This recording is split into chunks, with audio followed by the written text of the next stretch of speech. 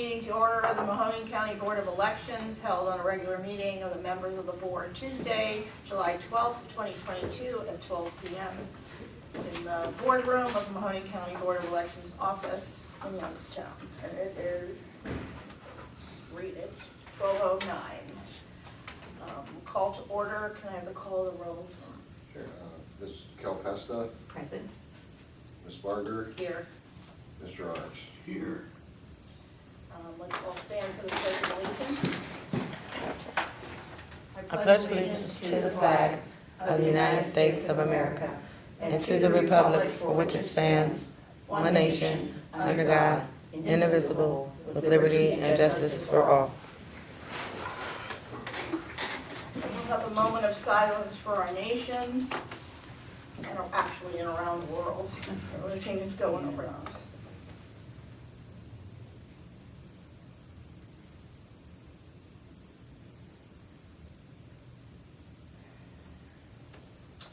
Okay, we need approval of the minutes from June 7th, 2022. So moved. Do I have a second? I'll second.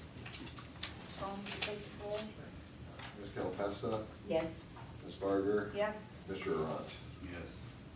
Approval of the bills. Thank you, Melissa, for my total at the bottom. I really appreciate that. And I noticed we had a couple that we had just recently paid for the primary. Was that the last primary in May? There was one at the top, the Holiday Inn, and then Avalon on the Water, so they should all have been paid for May, correct? Yeah, and the ones that weren't paid was because they hadn't sent their contracts back. Okay. So I'm not able to pay them until, so there were 4 that were kind of hanging out there.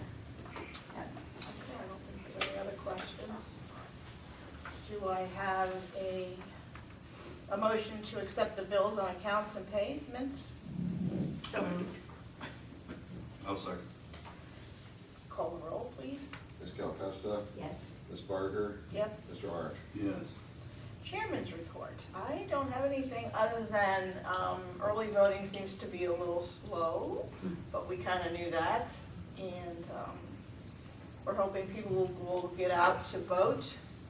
There are some issues, I mean, not issues, there are some races, but this was caused by redistricting, so we hope the public will get out and vote. We have a director's report. I think we have a few things. Number one, like you said, early voting's been very slow. We predicted 5 to 8% turnout, but in 24 years, this is uncharted territory. Yeah. So we don't expect much more than 5 to 8%. Machines are being programmed, we're ready for delivery. We're going about 60% on the machines, 70% of the machines being sent out. Same with the poll workers. We're already training new poll workers this time since they just went through training in May, to save a little money there. I think everything's on track. It's just been a little quiet around here. It's unusual. There's an election and it doesn't feel like an election. You've got your air conditioning and your electric back on. Right, we did go through almost 3-4 days, no air conditioning, no electric. So Did the that's generators kick in? not in our part of the building. So at one point we were the only ones down. We're not sure. Out of the whole building. Well, weren't you the lucky ones? Yeah, we kind of were, right. Melissa, you have any? No, We did get our grant money for this, 300 and, it was like $324,000 for this election. We think we're gonna predominantly be able to pay for the entirety of the election, staffing and all of the rentals, all of it with that grant money. We're looking forward to that. Okay, that's great. that's my report. So that's for this part of the election? For correct? this part of the primary, Part yes, of the primary, okay. the August 2nd. Do we have any unfinished business? I have a couple questions, Okay. if I may, Madam Chair. Sure, you may. We're glad you're back. Thank you very much. It's Thank you. been not a good week for me that week. I want to know how we are coming with the 2 machines that we paid a lot of money for absentees and to print ballots. Where are we with those 2 machines? Are we using the one that we got from Pitney Bowes on a grant to run the absentees for the mailing, or does anybody learn that yet? think we're still waiting on software from. Not that one, the mail one, the one that stuffs the ballots and does all that one? So, we aren't using that right now currently. We're using a folding machine for folding letters that we already have. That one's, it depends on the thickness of the paper, and it was getting stuck, so they were having a little bit of trouble with that. So we were looking at having the vendor come in and do like a The tutorial. vendor will charge you $1,000. Okay. I would ask that the person that we trained us down, well, they probably won't do it till after the August 2nd election, but you need to find somebody who's using those machines and have them come up and train on, a board person who is actually using the machines. Because they set them up once and that's it. Like But another there's- board, you mean? Somebody Yes. who's using that same piece of Yes, equipment? where did we go, Tom, to see that machine? It begins with an L, it's down by Columbus. I And forget. Joyce, you're talking about the one that folds and inserts, Yes, and it's along the. no, it's, what? It was Licking County. The gentleman who runs the machine in Licking County for them is a pro. And he said that he would come up when we got the machine and teach us. But they were right before the election too. If they're slow like we are, he might come up for a couple days. We might have to put him up in a room for a couple nights. But we really need to get that active and going, because you're gonna need it in November. Yeah, right. You're gonna absolutely positively need it in November, because they're not gonna be able to keep up with 15,000 absentees. And you're gonna have, cost, it was to eliminate the cost of staff, is what it was for. So, I would really like to get that up and Is that moving. for stuffing the That's for the absentee absentees. apps or the ballots as well? It does both. So when you do He has have different ballot- levels, we have all the equipment, he has the different levels, it does it. And then I would like to know about the other machine, the software on the other machine. I think we're still waiting for, Well, we've been waiting a long time. Lou. Lou. Did he get you a price? Not yet? We have several outstanding issues with Lake, so before we settle that, we have to settle some other issues with them, and so that's been kind of on the table. Okay then. All right, but those two machines should be up and running. We should at least be able to do the absentees, and we should be able to do the provisionals on those machines, and just do the main ballots on the vendor. Well, remember, the absentees, there was a difference in the, because of the barcoding on the envelopes. Remember, there was with the barrio. That's The right. software would number the ballots, but it doesn't do the same thing that we had with the ballot on demand for absentees, so we wouldn't be doing the absentees. Well, that's on an that one. ES&S issue. That's not, Correct. yeah, that's an ES&S issue. You gotta get with somebody from ES&S, probably Jerry. And I think Chris has talked with Jerry. It's a numbering issue, a barcoding issue. Yeah, that software, it wouldn't translate, the absentee process wouldn't translate to the barrio. Probably because ES&S has it coded. They probably have their own software. Yeah. Yeah. Right. It's all about software in this generation. Exactly what it Yeah. is. And that's where the license fees come in. Right. So if it is a slow election, maybe you guys can get busy with Lake and get busy with the ES&S and see what we can do to make that work. Because if there's another vendor in this state that's using the same machine that we bought, what is it, Q-Print or something, C-Print, I forget. Yeah, what is that company? But if they print for 2 other counties, 2 or 4 counties on the same machine that we bought. So there's no reason why we can't do that. You know, I mean, if they're doing it, they have to be numbering and barcoding too, because it's the law. So somehow they've made it work. So we have to just make it work. And they're printing the whole county ballots. I mean, they're not even, you know, The regular ballots. yeah, Provisionals yeah, and regular- they're printing provisionals and absentees, yeah. But the ballot cards are so slow. And sometimes they get thrown off with the marks too. We've had that happen, yeah, we've had that happen. So I mean, just something I would like you guys to work on, you know, to get the money that we spent workable. Well, what's the plan for November on the absentees? Because we're expecting, what, 20,000 absentees? Well, that's why I'd like to get the machine running. We do the absentees in-house, send out the other ballots. Okay. Because you can print, if we get that working, you can print like 1A, print 15 ballots, put them in the vault like we used to do in the old days. That saves you printing 1 ballot at a time on the ballot card. You know what I'm saying? Yeah. So that, the way we used to do it, we had every count, it'll be easy in November because it's only 1 ballot, but you have every ballot for every precinct in the vault. And then when a request comes in, you just take that ballot to the machine. You know what I'm saying?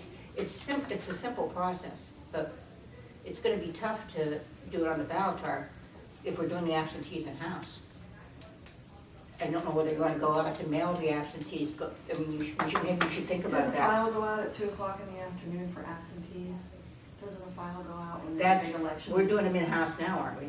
Oh, yeah. Because it's small. Yeah. When you had the bigger ones, We would send it at 2 o'clock, but the problem with that was, they didn't always get them, it took 5 days.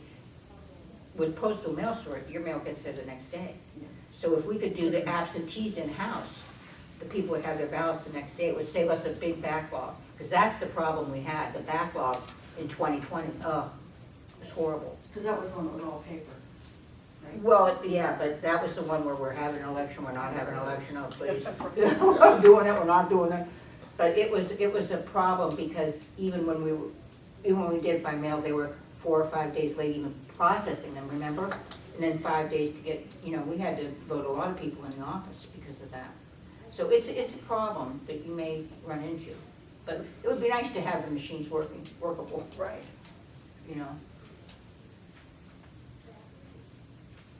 I know you don't want to think about it. I know, I'm sorry, but it's just been, It's just so much easier to send a file at 2 o'clock and the mail gets done, right?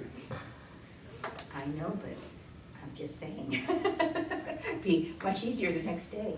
You get it back in a timely fashion. Yeah. That's so much easier than the file goes to Cleveland. And then they print them out and send it.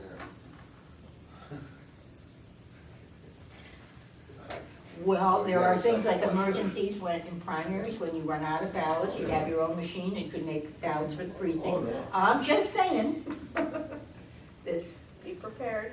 Yeah, and they were, costly, and I would like to, but I know that absentee machine works so well in all the other counties. I mean, they zip through them, You don't have to worry about people putting the right label on the right thing, you don't have to worry about any of that. You mean the folding and the insert? Yeah, yeah.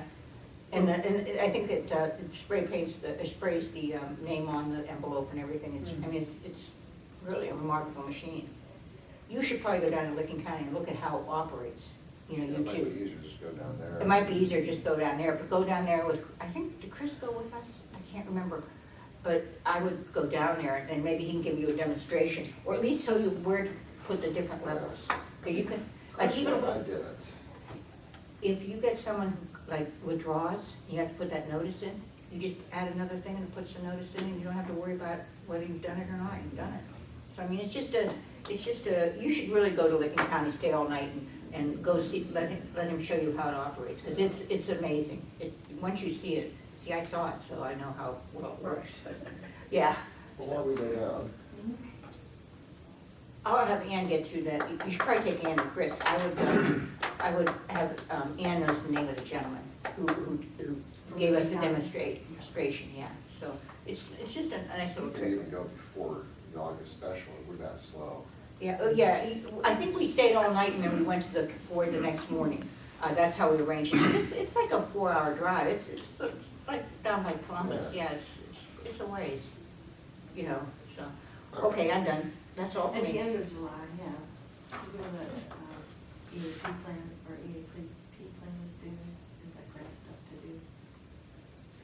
EAP Well, was just July work it out 30th. when you think you could. 30th. I think it's July 30th. EAP, July 30th. I don't do those anymore, I'm just here complaining. I haven't been here for 2 weeks. So, do we have any other unfinished business? We ask where we are with the public education. So, Sorry, you're getting rid of that one, didn't you? yeah, that was gonna come up today. But actually, we're looking at September, really. We already have a couple things booked. Obviously, we're working with the League of Women Voters in the libraries, which I missed, I was sick. And we have the Ruritan that Brian set us up with, which is a monthly, different areas, Mondays and Tuesdays. So we have a contact there that's gonna set up speaking engagements. So we have all of those, but we're really looking at September. We're doing Canfield Rotary in August, I think, Oh, with Rose. with Rose, yeah. She's sweet. And there was another organization we have in September, it's on the calendar. Yeah, it's something about that, even board members can get active in and make calls and book stuff.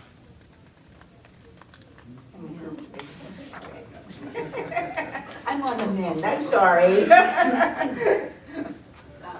New business. We have no new business, do we?